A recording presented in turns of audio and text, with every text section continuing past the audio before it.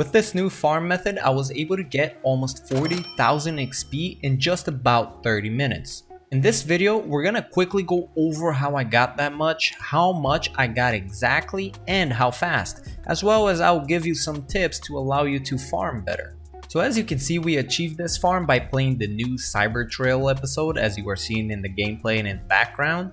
The problem is, this episode will last for the next 3 days, and then it will fall under the co-op episodes tab, which won't allow you to as effectively farm this method as much as you can now. So remember, subscribe to the channel if you haven't yet, if you don't want to miss any future opportunities for these best methods, as well as other guides that I post often. So without any further ado, let's talk about how much XP I pulled in just about 3 games and how long those lasted.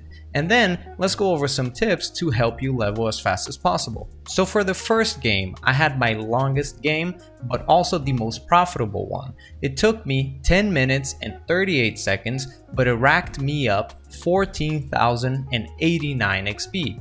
The second game took me 9 minutes and 50 seconds, and it got me 12,002 XP.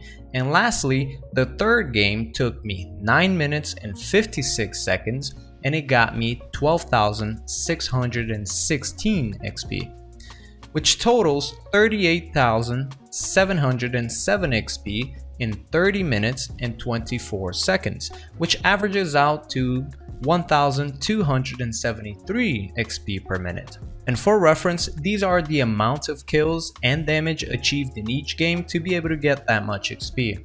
So let's quickly go over some tips to assist you get as much XP and kills as possible in this farm method.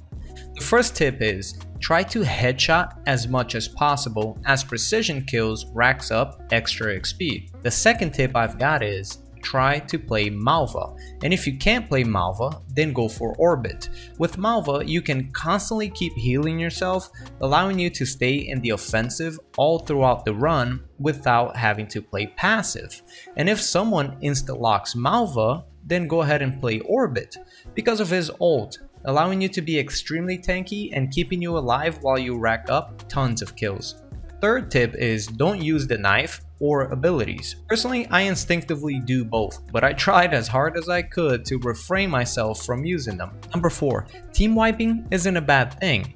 Wiping will allow your team to just respawn right before a big battle begins.